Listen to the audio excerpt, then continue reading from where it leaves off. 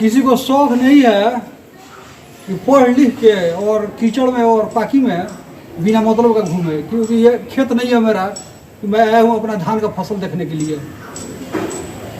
यहाँ के लोगों का दुख दर्द देख के हम इस फील्ड में उतरे हैं कि पत्रकारिता करेंगे, स्वच्छ पत्रकारिता करेंगे, बाकी लोगों की तरह नहीं करेंगे कि खबरें दबा ले तत्कालिक लाभ के लिए।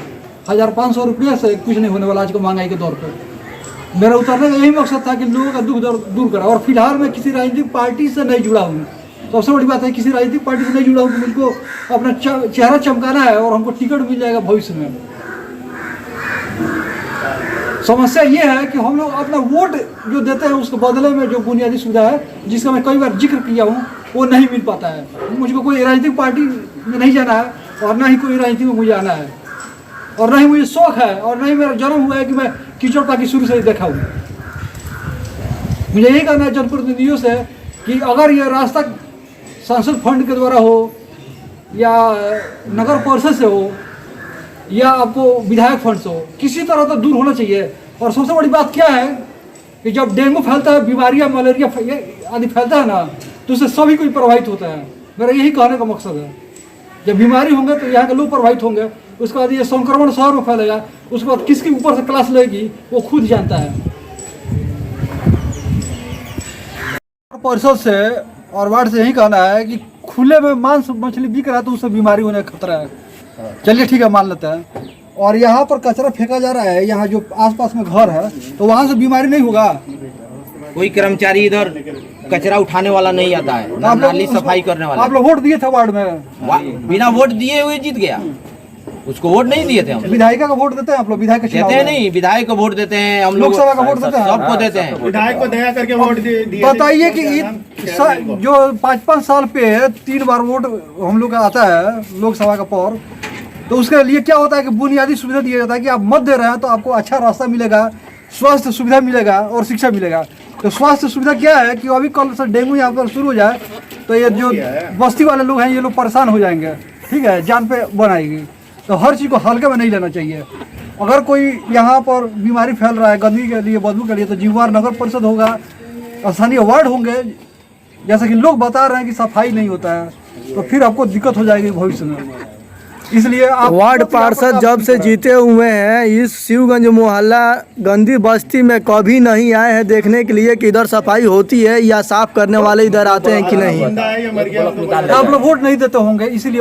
अरे वोट कैसे नहीं देते हैं? उसको बुलाइए, हम लोग उससे पूछते हैं कि वोट देते हैं कि भाई साहब बोल रहे हैं कि ये लोग वोट देते हैं। उसको बुलाइए, हम सामने पूछते हैं कि वोट दिए हैं कि नहीं दिए हैं। आप वोट नहीं दिए हैं तो क्या वो नहीं काम करेगा? सच्चाई यहाँ पर सामने है। लोगों का गुस्सा बता रहा है कि ये लोग हर जितने भी वोट आते हैं, चुनाव पड़ते हैं, सारे में वोट ये लोग देते हैं, तो अब ये आक्रोशित है। इसी रास्ते की वजह से जीते हैं वो। बताइए। इसी रास्ते की वजह से वार्ड पार्षद जीते हैं, और वो भी हम लोगों की वजह से। हम लोग वोट दिए, उनको पूरा सपोर्ट किए हैं। कुछ ना कुछ यही सपोर्ट का हम लोग का फल मिल रहा है कि कोई नहीं सुन रहा है। ना नगर परिषद सुन रहा है, ना एमपी विधायक, ये लोग कोई नहीं सुन रहा है। मेन बात ये रास्ता है, हम लोगों का मेन रोड है। देखिए फिर दोबारा देखिए कि ये मेन रोड है। यही मेन रोड था कि जबकि सर सवारी जो भी आता था इधर, लेकिन आज कुछ भी नहीं आता है, जबकि हम लोग का इतना गली में जाना पड़ता है। बताइए कि आज़ादी के 74 साल बाद भी हम लोग लोकतंत्र का पर्व मना रहे हैं। हर 15 अगस्त और 26 जनवरी की खुशियाँ मनाई जाती है कि हमारा देश आज़ाद है, हमारा देश आज़ाद है। अरे क्या आज़ाद है देश? हम किराए पे रहते हैं। अपना बेसिक जो सुविधा होता है, बुनियादी सुविधा भी लोगों को मैसर है मिलना। आज़ादी यही है कि अपना घर छोड़कर किराए पर रहना पड़ता है।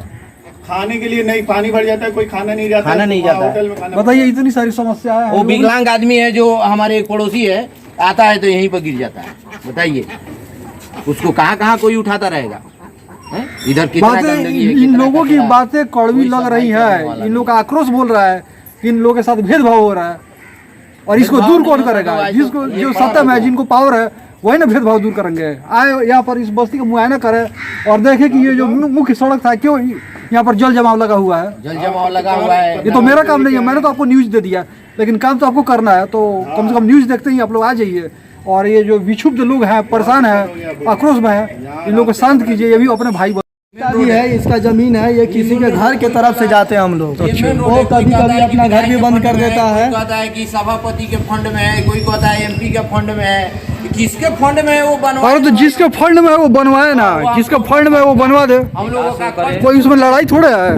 हम लोगों का ये जरूरी नहीं है कि फलाना बनवाएगा तो बनवाएगा।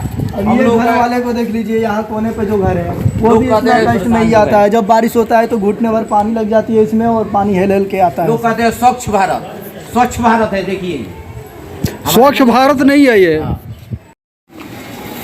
आप डेंगू का नाम सुने होंगे, मलेरिया का नाम सुने होंगे। मैं आपको डेंगू और मलेरिया का फैक्ट्री दिखा रहा हूँ जहाँ पर सेकेंड करोड़ों का करोड़ों पैदावार हो रहा है। और ये है हमारा शिवगंज वार्ड नंबर 7। आइए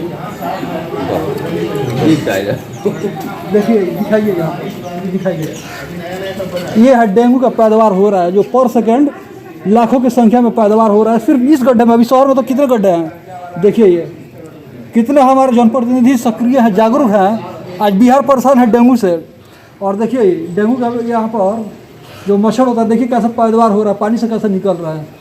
देख लीजिए ना, आप सुने होंगे, पेपर में पढ़े होंगे, लेकिन देखिए कैसा डेंगू का पैदावार हो रहा है। नगर परिषद के पास और विधायक सांसद के पास शायद फंड वंड नहीं है कि इस पर दवा ववा छिड़का जाए। मुझे तो यही कहना है कि शायद पैसे की कमी है तो मोदी जी से थोड़ा सा चंदा मांग ले और दवा ववा छिड़कवाए।